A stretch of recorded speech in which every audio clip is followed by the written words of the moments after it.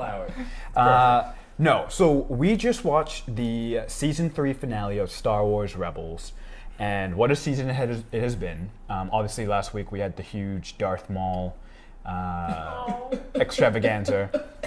I wrote an article about that, by the way. Oh, yes, Juna did. Actually, our first article on our blog at LuZoProductions.com. So definitely check that out. But yeah, this was the final episode. As expected, it was Admiral Thrawn finally getting more involved, and so let's just start off with general commentary. What did everyone think of that episode? I will say I thought it was a slight letdown after last week's, it was 2 episodes first of all, but I thought after last week it was just to me it felt a little bit flat in terms of my interest. I just wasn't as invested or as engaged I felt as last week's episode. But. Yeah, I actually agree with that 100%. I don't think it was a bad 2-parter, but in terms of some other finales we've had, like if we go back last year with Darth Vader and everything, I think that was obviously probably the best finale Rebels has had. This one wasn't bad, but I wasn't necessarily expecting an end to Thrawn. I mean, I'm glad he's still, spoiler alert by the way for those who haven't seen it, he's still alive and kicking and running around to chase the rebels. And I mean, ultimately it was a pretty massive defeat for the rebel group that we know.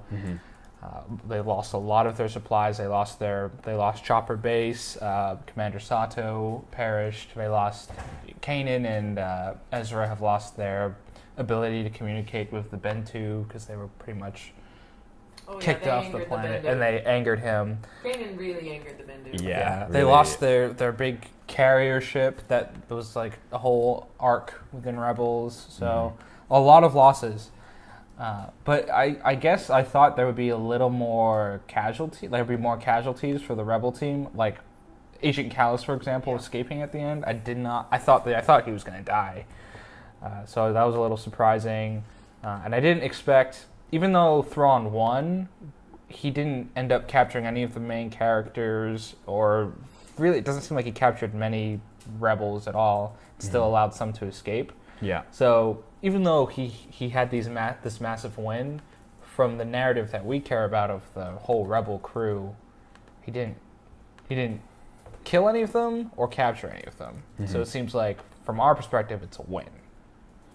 Plus, the Bendu forecast his death. Right. Yeah, which is very interesting. That was interesting. What did he say? He said it would be a multitude of arms around you. You die in the grasp of cold arms. Yes, he's talking about Darth Vader. That's what it kind of seems like. Okay, I thought. Cold, they are. Yeah, I for some reason I thought it was going to be like a lot of. I thought for some reason it was like a lot of arms all strangling him, like a bunch of them, but cold arms maybe. It could mean that as well. And the original thought I had was a lot of arms, and when he said cold, I thought droids. So for some reason, I just imagined him being attacked by droids. This is or confirmation something. that the Death Troopers are actually zombies, and they're gonna kill him. Star Wars. Oh, that's right. They had That's Death definitely a Troopers. thought. That was Yeah, they did the have thing. Death Troopers. Yeah, They went all season for that. That annoys me, by the way. Really? They had Death Troopers. They didn't really explain the Death Troopers, and everybody acted like They were used to. they're used to Death Troopers being around and about. But they haven't been around until this point. Not Right. even with Thrawn. Mm-hmm. Like, So in that yeah, I don't know. weird- I don't know. It just There didn't was fit. definitely- It didn't right. feel Well, like the it first time fit. we saw them was when he was trying to capture Callus. That's true. So, to be fair, I guess they could have brought them in for, they're like spec ops guys. So they brought, I don't know, trying to explain away the Death Trooper. Callus. It's impossible. Whatever. Yeah. So what did everyone think actually of Callus? Because I actually thought that was the most interesting part of the episode. Was sort of well, not the most interesting, but one of the more interesting was, I think, Callus getting captured, and then sort of his like defiance toward Thrawn, and then 'cause I was just curious to see like if he would get rescued by the rebels and sort of what that reception would be like, and it seemed to go pretty well. One of with my him. biggest complaints about this season, specifically with Thrawn, is he's been introduced as this very calculating, intimidating character, but for a guy who seems to be so smart 10 steps ahead, he always seems to be about 3 steps behind. And unless someone can really explain it to me, what was his reasoning of keeping Callus alive? I think. Yeah, that was. That's what's I confusing. think it was to me. because just to gloat, just to gloat. No. That's not his style. Wait. You mean at the end in this episode when you got him? Whole thing. No. Well, This whole episode. so I mean, when he transmits when he stops the transmission or whatever and confronts him, that should have been the end to me. Like, there was no need to keep Callus alive at that point. He had got his ability to get to the rebel base. Like, I just didn't see like what the point to keep Callus alive at that point was then. 2 words: kids show. And Yeah, well, but I don't know. They kill a lot they've of done- people. they've Yeah. done a lot. Before. But I mean, yeah, at least in this episode, we assumed they were going to feed him false information and mislead and blah blah blah. Yep. And that's why he was still alive, and then Thrawn let him live, and he didn't. They didn't do that. And then, what was the point of keeping him alive after he, sent the stuff to the rebels? Yeah. there like, was none. Well, There think about it this way: Thrawn plays the long game, right? So let's say, for example, Thrawn somehow knew that Callus, like maybe Callus was a backup plan in case everything went south, right? We still lost Callus. So Callus Right, is sure, good. you've lost Callus, but He didn't plan to lose Callus, I guess. But But still. He didn't. He also didn't plan to lose this battle. He planned Yeah. to completely annihilate them. Yeah. Yeah. I don't know. From Thrawn's I perspective. feel like there's another plan at play. Well, I hope so. the other thing though is I think it's been pretty obvious from the beginning is that Thrawn's character loves theater and loves like he loves like the chess game of it, and he loves the. He even said it like I'm glad we're finally meeting on this theater of war, So he very much looks at all of this as like an elaborate play, right? So it seems to me he'd probably keep Callus alive just so that Callus can sort of witness, his own failure. I assume because he planned on winning, so keep him around to witness his own. That seems like a very poetic thing that Thrawn would do. Just based on like how he talks and what he values. He values art. He values all these very interesting things outside of the military scope. So like outright, like killing him right away would be too blunt for Thrawn. I guess, but I also feel like he's the kind of guy who cuts his losses and doesn't bother with something if it's not going to be helpful. And at this point, Callus isn't helpful. It's just a little odd to me that he left him alive. Agreed. And clearly picked, the wrong people to run his fleet. Yeah, that seems unlike him. I have a question actually while we're on about the people that run his fleet. Governor Price. Yeah. Governor Price, Governor Tarkin, they're equal positions, correct? Yeah, because Tarkin's not a Grand Moff yet.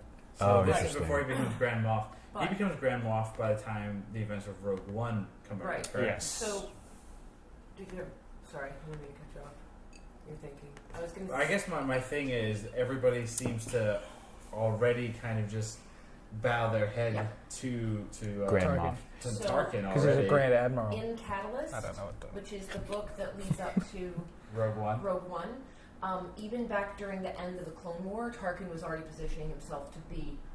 He's been playing the long game even further than any of these. So in the Gotcha. book, you see him already positioning himself. He's already ingratiated himself with the right people. So he is very clearly, I think, to everyone, the one to bet on, the one that's going to move up. So even if he's at the same He also- Let's be fair though. Tarkin kind of had his seat way before, Right. like 20 years ago. Because- during the Clone Wars, when he and Anakin broke out Boom. of the Citadel. The reason he's above everyone is because Vader's in his court. If you have Vader in your court, if that's the person backing you, He makes of course the you're right grand, plays, yeah. and he knows the right people, and he Yeah. has positioned himself that way. So- starting with the Clone Wars. So if we Yeah. went our lemonade stand to really kind of like kick ass and destroy all the other LuZo lemonade is the thing. destroy all the other ones, we need to get Darth Vader. Yes. Gotcha. Well, get some sort of dark lord. We need on a your lemon. side. That has a lightsaber. Maul It's kind Savage. of Maul gets bent out of shape on revenge. So Well, Literally he was bent just out of shape. bothering. I don't get it. Okay, More So like he gets a little because he cut gets cut in half. Yeah. I was joking. She was when I like, said "Oh." I don't Then when get he it. gets those legs, Obi-Wan bend Caboose, they bend backwards. backwards, and So- then also he's a spider at one point. So I just want to kind of recap the third season as a whole in terms of like Tarkin, right? So we were introduced. I mean, I think you guys are all more familiar with Tarkin than I am through Expanded Universe. and everything like that. And the impression I got of Tarkin was very intimidating, very calculating admiral, very strong adversary. And they had about 5 run-ins with Tarkin, give or take throughout the season, and they lost, in terms of the narrative now that we watch, Sato. That is significant. That is significant. Like, you know what I mean? Like, it just, the intimidation factor is not there for me at all. Yeah. Like, going into this next season. It's still at its core, at the end of the day, regardless of its connections with Disney, with Lucasfilm, with the fans, with the creators, it is still at its core a kids show. Yeah. So if you go and start butchering all your major characters... But that's not what I'm saying. I'm not saying to butcher. I'm saying, like, you could have killed Rex right there on Shopper Base. We're gonna lose Rex. You know what I mean? Mm-hmm. Like in an artful way, like they did with Ahsoka last season, where she didn't die. It's not been confirmed or denied. Well, Dave Filoni lied to us. Dave Filoni straight up lied and said Ahsoka would appear in season 3 in some way, shape, or form, and maybe her voice was somewhere. Didn't appear. I was gonna say, hold on, did we miss? Maybe she's in the background somewhere. Yeah, she's just chilling, drinking a LuZo lemonade. Dave Filoni is a liar. Nice. So, yeah, that's I hope for season 4, obviously Tarkin will be a bigger part of the show, and you have to imagine he's not going to make it, because if he did, where is he in Rogue One? Where is he in? Tarkin? Wait, Tarkin? I'm sorry, not Tarkin. Thrawn. Confused the hell out Thrawn. of me. Yeah. Sorry. Yeah, where is he? No, Where is he? No. I'm just saying Thrawn obviously won't make it to Rogue One / so I. Time out. Let's go back to expanded universe, right? Sure. Thrawn is never we never see Thrawn in the original trilogy, Sure. and that's because guess where he is? He's in the outer rim somewhere doing whatever. Remember, the galaxy It's huge. But no, for sure. Also, but we solely focus on these few characters for these narratives. So we're right now we're solely focused on the Rebels and on Phoenix Squadron. Sure. Plus, And all the movies were focused on the rebellion, this small part of the rebellion. I want to throw another big piece: the Thrawn novel, which Krishna Ramgopal will be reading because some of us can't read. Timothy Zahn, the original creator of Admiral Thrawn, is writing the new, now included universe canon. There we go. They're keeping a lot of Thrawn's expanded universe backstory intact. Do you know what that is? Some of it is to do with the whole. I'm going to call them Zindi. Yeah. I mean, the Yuzong Vong or something. They're basically They're forced. They're free of the Force. They're immune to the Force. That's Right. So and Thrawn is very big on this enemy as well. He kind of knows of their coming. And then warns Palpatine about warns Palpatine, or the way that it's being presented now from the snippets that have been released of the book, Thrawn has 2 interactions with Palpatine. The first interaction is where he basically straight up says, "Hey, I know your boy Vader is Anakin." What? Just based off of like what he's seen in politics and has heard and so forth, he's able to kind of put the pieces together. Yeah. That's kind of why Palpatine's like, "You know something." And then also the second interaction. You're smart. Who knows something? Do it. And then the second big interaction that they released is that Palpatine, and we're starting to see this in the novelization of the new Star Wars universe, that Palpatine believed that there was something else, something calling out, something more sinister outside of their known galaxy. Luke Skywalker. And Thrawn is a believer of that as well. So my point is, I don't think Rebels is going to just necessarily, I could be completely wrong, because Maul, for all intents and purposes, I truly thought was going to kind of also pass through Rebels and continue on. So here's my counter argument, though. Thrawn is what the best admiral the Empire has? Not necessarily. No, he's an admiral. They're not saying he's the best. They're saying he is the best for this purpose. That's why he's there. But that doesn't mean he's the best. It just means that his they even say they said I'm I'm sending the right man, or I'm sending somebody to assist with this job who's got experience. I mean, they might not say it outright, but I think it's implied that he's the best. It's implied. It's not So explicit. like, if he's your best in like the 2-3+ years of the original trilogy, they never called him back for taking out their entire purpose of like the Rebel Right, Alliance. but let's go back to Rogue One. He's gonna die by Darth Vader. Wait, hold on. Let's go back to Rogue One real quick. Rogue One had, what did they have? They had U-Wings, they had Death Troopers, they had an entire military planet. That's for toys, though. Ooh. Regardless, or if it's for toys or whatever, but like Death Troopers were the best of the best, but we never see them in the original trilogy. Yeah, toys. But the thing is, remember the Empire, the galaxy, it is very big. I think what Disney should do is kind of help with how big everything is. And the way to do that, they need to stop with these Han Solo movies? They need to stop with the freaking Han Solo It hasn't come out yet. goddamn movies. But they need Which to will soon be a trilogy. They need to stop intertwining with what we know, right? We need to Yeah. kind of fall into the outer rim somewhere, and all we know is maybe there are people and there is a dictatorship and an empire far, far, far away, but we don't know how necessarily this life on this planet is affected or is not affected by all these characters and these events and so forth. My last argument would be, why forecast his death if you're not going to show it? Well, of course. I mean, that's the a biggest believer. argument there.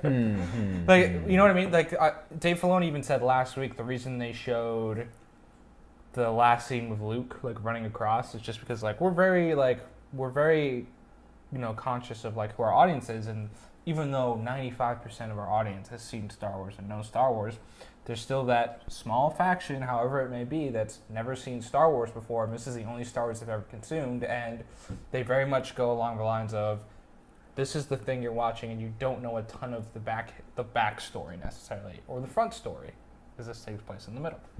So they wouldn't. The Baidu? The Bindu? The Bindu? I think that's all for Rebels.